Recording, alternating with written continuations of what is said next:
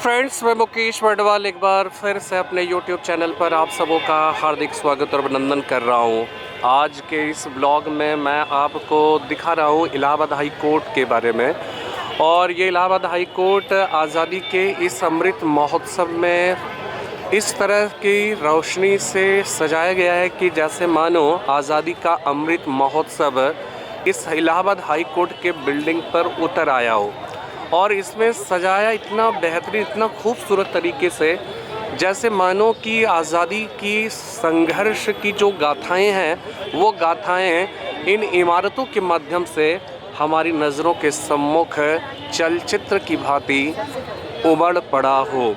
आज़ादी की अमृत महोत्सव न सिर्फ हम इलाहाबाद वासियों के लिए बल्कि पूरे भारतवासियों के लिए गर्व की बात है, साथ ही उन देशवासियों के लिए भी जिन्होंने अंग्रेज़ों से लगातार संघर्ष करते हुए आज़ादी पाई।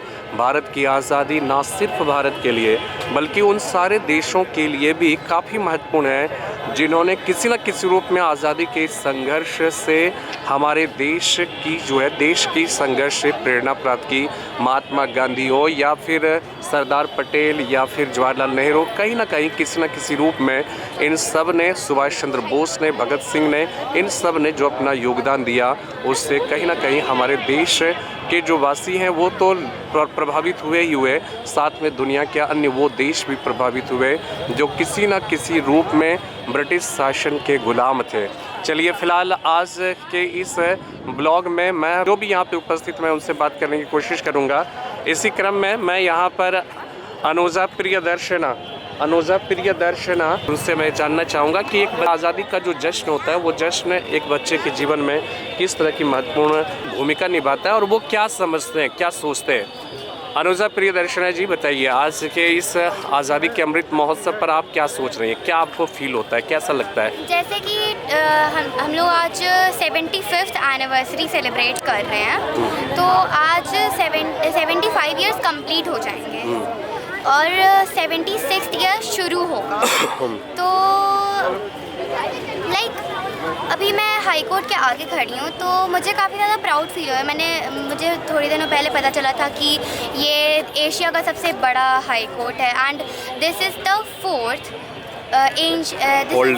Oldest high court in India. So ये काफ़ी ज़्यादा प्राउड फील होता है क्योंकि ये इस सिटी में, ये इस शहर में विच इज़ प्रयागराज, तो इसलिए मुझे काफ़ी ज़्यादा प्राउड फील होता है। आज़ादी के अमृत महोत्सव में आज़ादी के जो दीवाने थे हमारे, जिन्होंने शहादत दी थी, भगत सिंह है, चंद्रशेखर आज़ाद है, महात्मा गांधी या फिर सुभाष चंद्र बोस है, सरदार पटेल, इन सब ने जो भी कह सकते हैं कि देश के लिए किया, आज़ादी के उस दौर में ब्रिटिश सरकार से संघर्ष करते हुए उन्होंने जो कह सकते हैं कि जो उन्होंने अपने देश के लिए योगदान दिया, उसके बारे में आप कितना जानते हैं, क्या आप महसूस करते हैं उनके बारे में? अब प्राउड तो फील होता है क्योंकि पहले इसका इंडिया का एक और नाम था गोल्डन बर्ड, सोने की चिड़िया। तो इसलिए प्राउड फील होता है क्योंकि वो उस 1947 के पहले वो उसे कहा जाता था गोल्डन बर्ड, यानी कि सोने की चिड़िया। क्यों? क्योंकि वो कल्चर से भी रिच था, पैसों से भी रिच था and 70% spices in the world, 70% spices India से ही आते हैं। तो इसलिए काफ़ी ज़्यादा उनका था इंडिया को फ्रीडम दिलाने में एंड। अच्छा, इलाहाबाद के इस शहर में आपको पता होगा कि भारत के एक बहुत ही महान क्रांतिकारी थे जिन्होंने सुसाइड कर लिया था, है ना?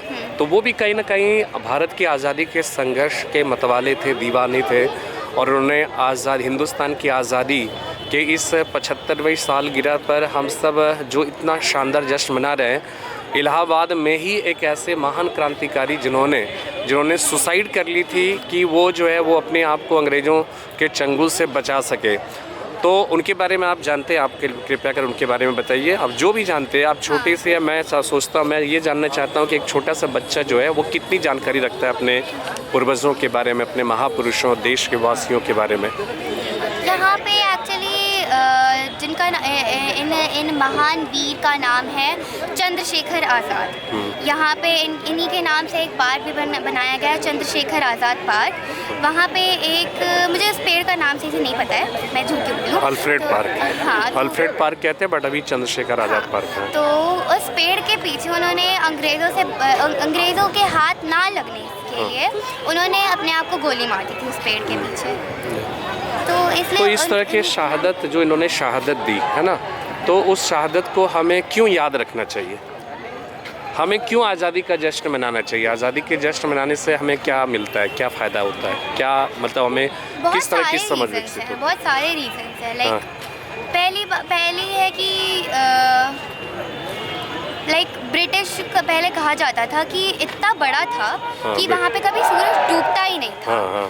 तो उससे इंडिया को फ्रीडम दिलाने के लिए ऑफ कोर्स, क्योंकि पहले ब्रिटिश में इंडिया आता था, तो इंडिया को एक अलग कंट्री बनाने के लिए ऑफ कोर्स उन्होंने बहुत ज़्यादा स्ट्रगल किया है। तो इसलिए हमें प्राउड फील होता है, एंड उसी को और ज़्यादा बढ़ाने के लिए हम लोग इसको इतने अच्छे से सेलिब्रेट करते हैं। ओके, चलिए, मैं यहाँ पे अनामिका दीप है, मैं उससे भी कुछ जानना चाहूँगा कि आज़ादी के इस पावन बेला पर में वो क्या सोचते हैं। अनामिका जी, आप क्या सब? पहले तो आप सबों का हार्दिक अभिनंदन है स्वतंत्रता के 75वें वर्षगांठ के लिए, अमृत महोत्सव के लिए, और दूसरा 76वां साल प्रारंभ होने के आज़ादी के।